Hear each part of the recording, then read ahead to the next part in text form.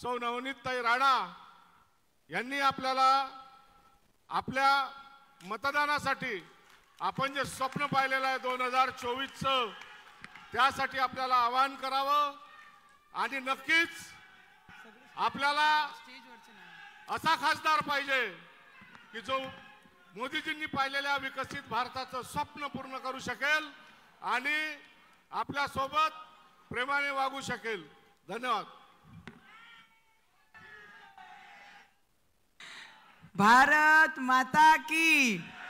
चला माझी मातृशक्ती, पितृशक्ती, युवा शक्ती सगळ्यांनी एकदा जोरदार हात वरती करून भारत माता की, छत्रपती शिवाजी महाराज की, डॉक्टर बाबासाहेब आंबेडकरांचा, महात्मा ज्योतिबा फुले, आई जिजाऊ, आई रमाई, आई सावित्री यांना नमन करते। कर्मयोगी गाडगे बाबा, लहानूजी महाराज, वैरागी मूर्ती, आमचे परमहंस महाराज, एकविरा मुरादेवी आमची आणि लासूरचे आमचे देव काला मारुती शिंगणापूर, गजानन महाराज, शिवर, आशा मनीषा, आई इच्छापूर्ती, आई वाल्मिकी महाराज, आमचे रूपलाल महाराजजी, नारायण गुरु, माऊलीजी, गुणवंत बाबा आणि यांना नमन करते। आणि माझी जोडी मातृशक्ती आहे त्यांना सुद्धा मनापासून नमस्कार। माझे बुजुर्ग युवक मंडळी जेवढे इथे आले आहे सगळ्यांना मनापासून मी नमस्कार करते। आदरणीय मंचवर उपस्थित आमचे अमरावतीचे, या महाराष्ट्राचे माजी मुख्यमंत्री, आत्ताचे उपमुख्यमंत्री आणि आमचे भारतीय जनता पार्टीचे आमचे सगळ्यांचे नेते आदरणीय देवेंद्र फडणवीस जी यांचा एकदा जोरदार सगळ्यांनी अमरावतीकरांनी, दर्यापूर मतदारसंघाचे सगळे लोकांनी जोरदार टाळ्या मारून त्यांचे अभिनंदन आणि आपण स्वागत केला पाहिजे।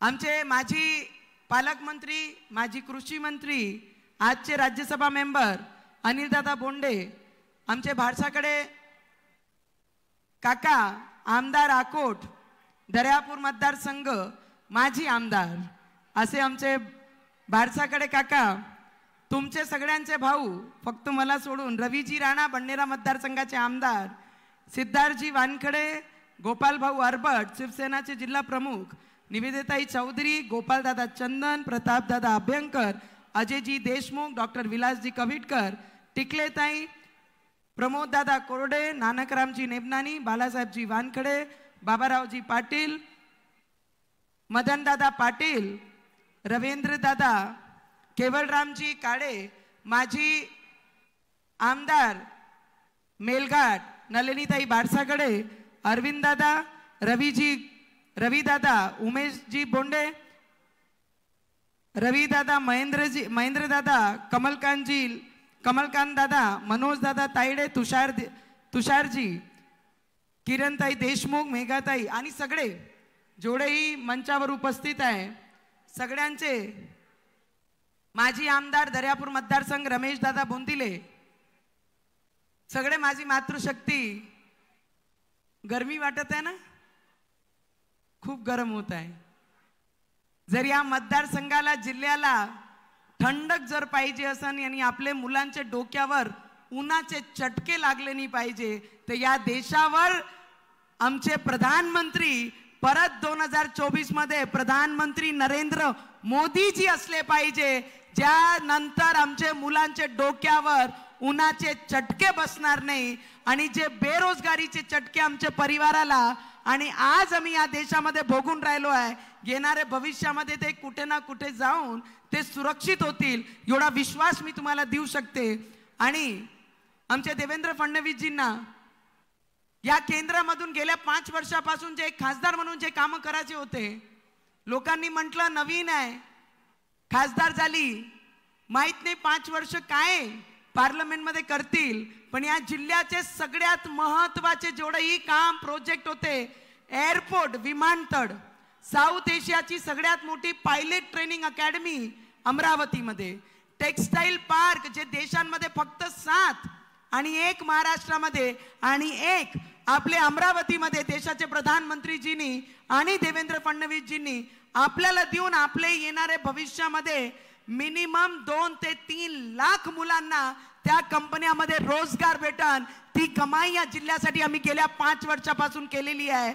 आणि ती त्याच्यासोबत या जिल्ह्यामध्ये गव्हर्नमेंट मेडिकल कॉलेज, या जिल्ह्यामध्ये सगळ्यात महत्त्वाचा मुद्दा जे माझे जिल्ह्यासोबत या दर्यापूर विधानसभेचा होता की शकुंतला, ब्रिटिश कालीन शकुंतला ट्रेन जे नॅरो गेज म्हणून धावत होती, इथून जर अर्धा 500 मीटर गेलो ते अजूनही नॅरो गेजची जी ट्रॅक आहे ते आपल्याला पाहायला भेटतील. पण येणाऱ्या भविष्यामध्ये ते नॅरो गेज ती ब्रॉड गेज होणार आहे. त्याच्या काम सुद्धा पाठपुरावा आपण केंद्रातून केला आणि येणाऱ्या भविष्यामध्ये ते सुद्धा शकुंतला परत दर्यापूर मतदारसंघात अंजनगाव, दर्यापूर, यवतमाळ हे परत धावीन एवढा विश्वास मी आपल्याला देते.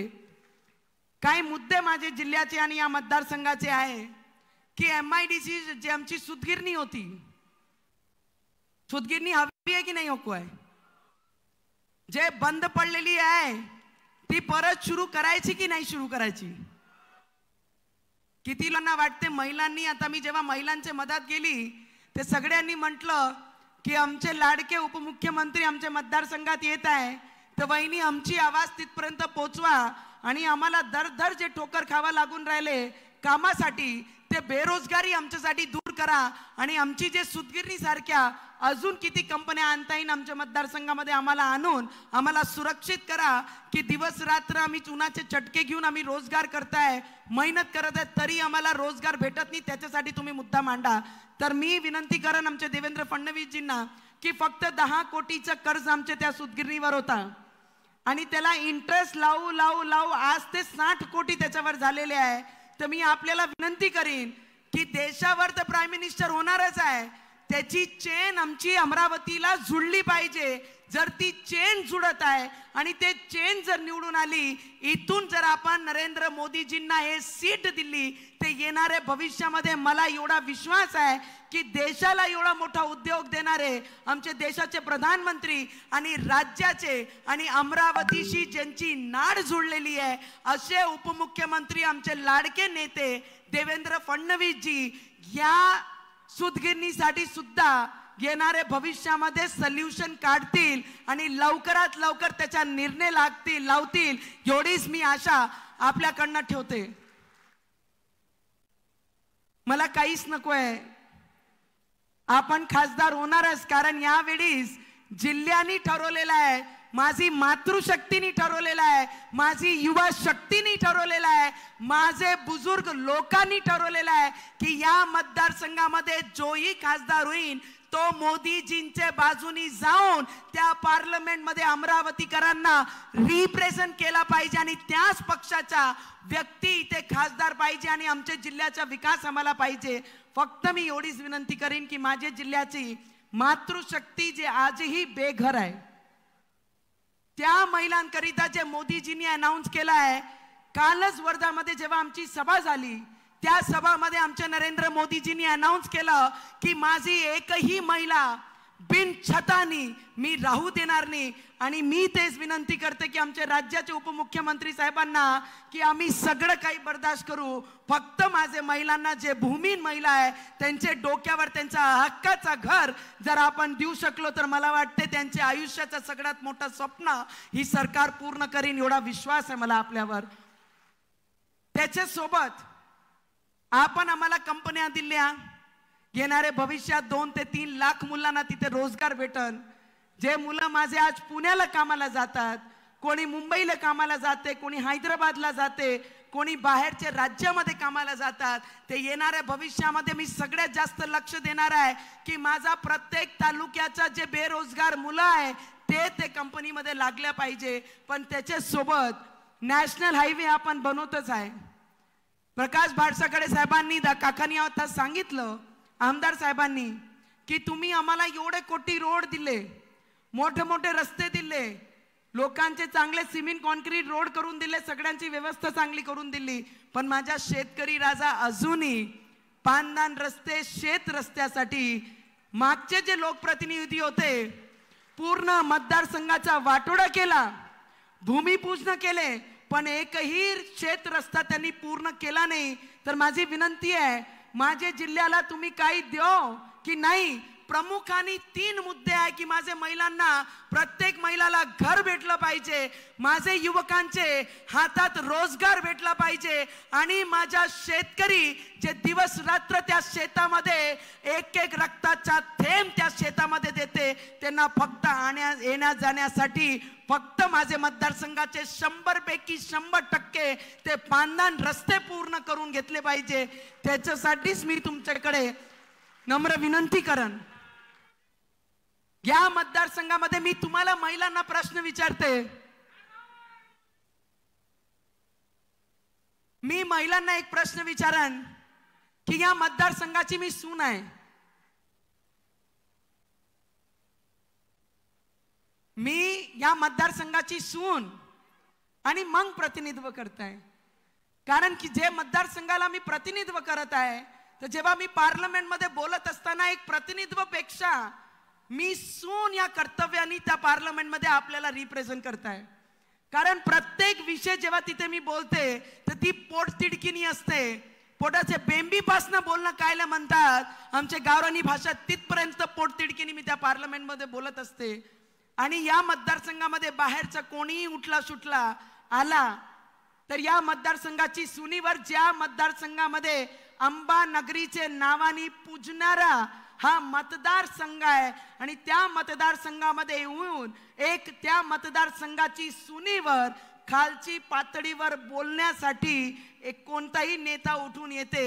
मला हे माहित आहे की आम्ही गरीब जरी असलो, आम्ही नॉर्मल परिवारचेही जरी असलो, पण आमचा स्वाभिमान आम्ही कोणत्याही क्षणात कोणासमोर घाण टाकत नाही.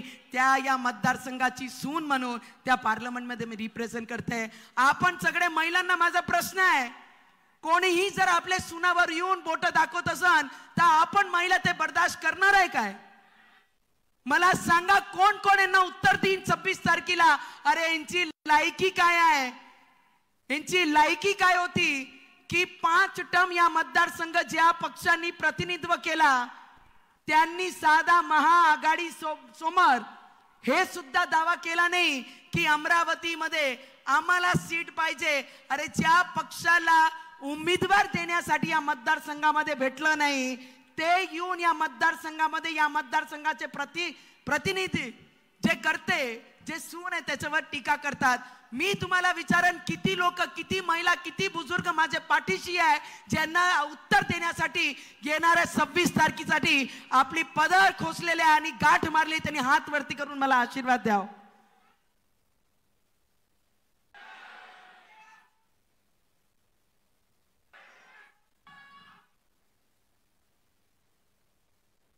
या मतदारसंघामध्ये गोपाल भाऊची पूर्ण टीम, गोपाल भाऊ चंदन, ज्यांनी छत्रपती शिवाजी महाराजांच्या पुतळ्याचं ज्यांनी सुरुवात केली 33 महिन्याची सरकारमध्ये, जेव्हा तुमच्यावर कलमा लागल्या तेव्हा आश्चर्य वाटत होता की ज्यांची सरकार उद्धव ठाकरेची होती त्याच बाळासाहेब ठाकरेजींनी ज्यांनी छत्रपती शिवाजी महाराजांच्या विचारावर चालून आपला शिवसेना निर्माण केली होती, त्याच वेळी तुमच्यावर गुन्हे त्यांनी दाखल करून घेतले. पण आपण छत्रपती शिवाजी महाराजांच्या विचारावर चालणारे लोक आहे आणि येणारे भविष्यामध्ये देवेंद्र फडणवीस जी आमच्या पाठीशी राहून येणारे भविष्यामध्ये छत्रपती शिवाजी महाराजांचा पुतळा दर्यापुरात आणि डॉक्टर बाबासाहेब आंबेडकरांचा पुतळा माझे फंडातून पैसेतून ऑलरेडी आपण घोषणा करी आणि येणारे भविष्यामध्ये आपण ते सुद्धा गोपाल भाऊ अरबट आपला सुद्धा हे करणार आहे.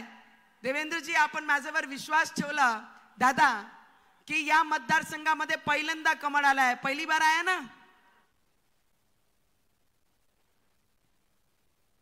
लोकसभासाठी पहिल्यांदा कमळ मोदीजींनी आपल्या मतदारसंघात आपल्याला जबाबदारी दिली आहे.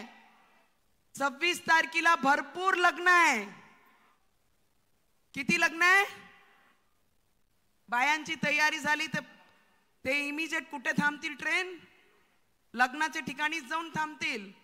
मी आपल्याला विनंती करीन की या वेळीचं मतदान या देशाकरिता मतदान आहे. या वेळीचं मतदान आमचे येणारी पुढची पिढीसाठी मतदान आहे. आमच्या या वेळीचं मतदान या देशाचे स्वाभिमान करिता आहे. या वेळीचं मतदान आमचे शेतकरी शेतमजदुरांकरिता यावेळीचं मतदान आहे.